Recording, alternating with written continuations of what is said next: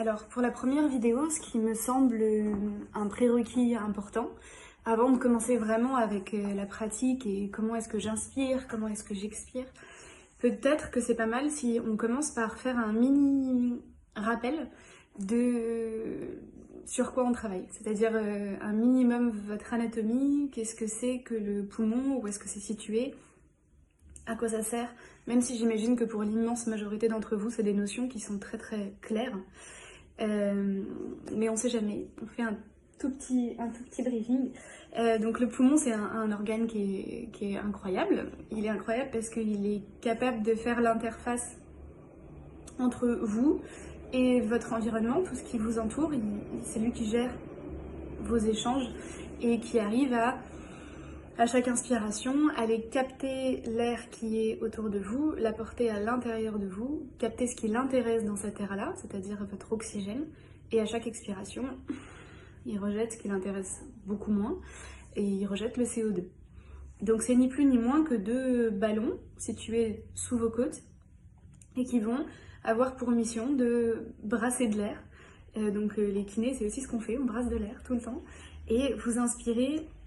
L'air arrive à l'intérieur de vos poumons, il arrive jusqu'à vos alvéoles. S'il y a une façon assez simple d'imaginer votre poumon, c'est vraiment de le voir comme un chou-fleur. C'est vraiment le mieux. Vous voyez votre chou-fleur et du coup vous vous dites que les alvéoles, c'est vraiment les fleurs du chou-fleur. C'est la partie la plus périphérique du poumon. Donc vous avez des fleurs de chou-fleur ici, des fleurs de chou-fleur ici, ici. Vous n'avez pas... Quand on dit le poumon profond, ou là où il y a les échanges, ça ne veut pas dire profond par là, c'est pas profond en bas, sous la poitrine, c'est vraiment toute la périphérie de votre poumon. Donc ce que vous souhaitez faire, c'est qu'à chaque inspiration, vous remplissiez ces ballons et qu'il y ait de l'air frais qui arrive jusqu'à ces alvéoles, et qu'à chaque expiration, l'air frais, l'air vicié, pardon, ressorte de vos alvéoles. Ok, alors maintenant que vous avez les bases, c'est-à-dire que votre poumon est un chou-fleur, donc vous en avez deux, hein, on est d'accord, et que ces deux choux-fleurs sont sous vos côtes et qu'ils brassent de l'air. Ok, ça c'était vraiment la base de la base et que sur le pourtour du chou-fleur, vous avez des alvéoles et l'air frais arrive jusqu'à ces alvéoles et ressort des alvéoles quand on a pris ce qui nous intéressait à l'intérieur. Une fois que vous avez cette base-là, vous pouvez vous dire, alors ok, mais comment ça marche? Est-ce que le poumon est capable de se contracter pour faire ça? Alors non, c'est pas le poumon qui se contracte pour faire rentrer et sortir de l'air, comme par exemple le cœur se contracte pour créer cette circulation sanguine. Pour le coup, le poumon, il est vraiment déposé, je vais faire appel à mon pote Oscar.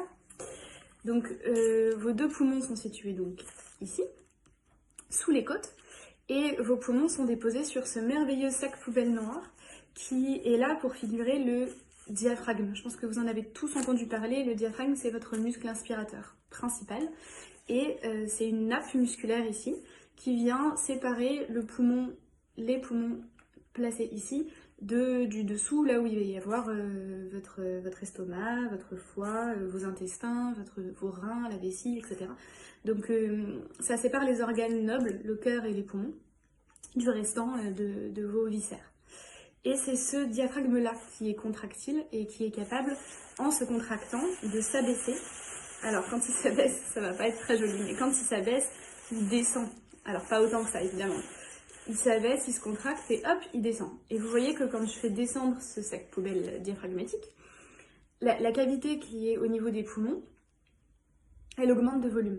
Donc en fait, c'est comme un mouvement de piston. À chaque fois que vous inspirez, le diaphragme descend. À chaque fois que vous expirez, le diaphragme remonte et l'air sort. Donc vous avez en permanence ce piston, comme un pacemaker un peu. On n'a même pas besoin d'y penser. Et dès qu'il se contracte, l'air rentre. Dès qu'il se relâche, les viscères viennent repousser contre lui et pouf, l'air ressort. Donc ça, c'est pour vous expliquer comment ça fonctionne pour que le diaphragme fasse rentrer de l'air. Et donc mon modèle, Oscar, il est un peu rigide, mais tout ça, c'est extraordinairement mobile. C'est-à-dire qu'à chaque contraction diaphragmatique, quand vous inspirez, les côtes s'écartent. À chaque expiration, vous dégonflez, les côtes se resserrent. Pareil ici, à chaque inspiration, mon sternum à moi. Hop, j'inspire, il monte et j'expire et il redescend. Pareil pour mes côtes sur le côté, j'inspire, ça s'écarte, j'expire, ça se resserre. Donc vous avez ce diaphragme qui vient pomper de l'air à chaque inspiration, l'air arrive, à chaque expiration, l'air ressort. Je pense que ça, vous l'avez bien compris. Ce mouvement-là, il est capital et pour votre respiration et aussi pour votre circulation sanguine et votre digestion. Votre diaphragme, avec ce mouvement de piston, non seulement il brasse de l'air, mais il aide aussi à avoir un super retour sanguin, parce qu'il vient comprimer le foie, les viscères, et du coup, ça nous permet d'avoir un bon drainage, un bon afflux vers le haut, vers le cœur. Et également, ça vient brasser en permanence nos viscères, et du coup, ça favorise notre digestion, tout bêtement. Enfin, tout bêtement, non, merveilleusement bien. Donc voilà, ça c'était le petit point pour le diaphragme et votre cage thoracique qui doit donc être la plus mobile possible parce qu'elle renferme vos poumons et que du coup, il faut absolument pas que le mot cage porte bien son nom, c'est-à-dire que plus ça va être mobile, plus vos poumons à l'intérieur vont pouvoir eux aussi brasser de l'air, alors que plus les côtes et le dos va être rigides et plus, vous l'imaginez, les poumons qui sont à l'intérieur vont avoir du mal à se vider et se remplir si la cage les oppresse. Alors pour terminer cette première série de vidéos sur l'anatomie, donc vous verrez que c'est un peu plus que de la culture générale que de savoir ça et de comprendre comment vous fonctionnez et comment vous êtes conçu. Parce que chaque petit détail qu'on voit ensemble là, vous allez comprendre qu'il est capital pour la suite et qu'en fait les techniques qu'on peut vous proposer pour bien respirer, ça peut être, c'est directement en lien avec votre mécanique et votre physiologie et c'est ce qui fait que le tout est extrêmement logique et du coup aussi extrêmement rassurant de se dire ça vient pas de nulle part, c'est logique que ça fonctionne comme ça. Donc pour terminer, ce qui peut être intéressant de noter que j'ai oublié de dire tout à l'heure sur le diaphragme, c'est que donc il est en forme de parachute, c'est vraiment un dôme inséré au niveau de vos côtes basses, mais il est aussi inséré, et c'est intéressant de le noter, au niveau de vos lombaires. Il y a deux piliers au niveau lombaire, et ça peut expliquer le fait que parfois, quand vous respirez un peu moins bien que d'habitude, vous pouvez avoir mal aussi au niveau du bas du dos. Et la bonne nouvelle, c'est aussi de se dire que quand vous allez respirer mieux que d'habitude, vos lombaires vont mieux se porter encore qu'à l'ordinaire, et vous aurez moins mal, voire plus mal.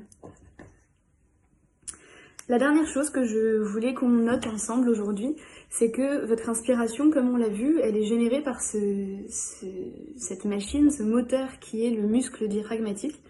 Mais comme vous l'avez vu, quand vous expirez, c'est juste le diaphragme qui remonte, c'est passif. Si j'inspire, je contracte et mon expiration, c'est juste un relâchement. Parce que votre poumon, il est élastique et c'est vraiment ça la notion où j'aimerais vraiment que ce soit ce qui reste. Désolée pour les bruits du tram, le cabinet est juste à côté du tram.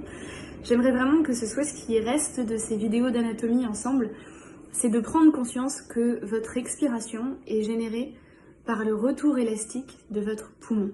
Le support de votre expiration, c'est le retour élastique de vos alvéoles. Quand vous inspirez, c'est comme si vous faisiez du tir à l'arc. Vous tirez sur votre poumon, vous l'étirez, vous faites rentrer l'air. Et quand vous expirez, vous avez juste à laisser sortir votre air. Quand tout va bien, évidemment, quand on est encombré, le soupir n'est pas aussi facile que ça. Il peut y avoir des freins à l'écoulement de l'air. Et vous verrez que c'est ce qui va guider toute la kinésithérapie respiratoire. Ce qu'on va faire ensemble, c'est d'essayer de lever, et on va faire plus qu'essayer, on va le faire, de lever tous les freins à l'écoulement de l'air et d'optimiser le retour élastique de votre poumon à tous les niveaux, que vraiment votre air sorte de votre poumon. Parce que vous le verrez ensemble, en général, vous avez l'impression d'être limité à l'inspiration, mais souvent c'est parce que votre poumon est déjà plein d'air. Et en fait, le problème vient très fréquemment du fait que l'expiration ne se fait pas de façon optimale. Et du coup, vu que vous n'avez pas vidé cette bouteille, vous avez des difficultés à la remplir. Donc voilà, c'était vraiment les bases et la culture générale pour aujourd'hui. Et on reverra ensemble la suite demain, où on commencera à attaquer, je pense, comment inspirer d'une façon parfaite et homogène et dans les 3 plans de l'espace et faire en sorte que l'air aille vraiment partout. Voilà, très bonne journée à vous et à demain.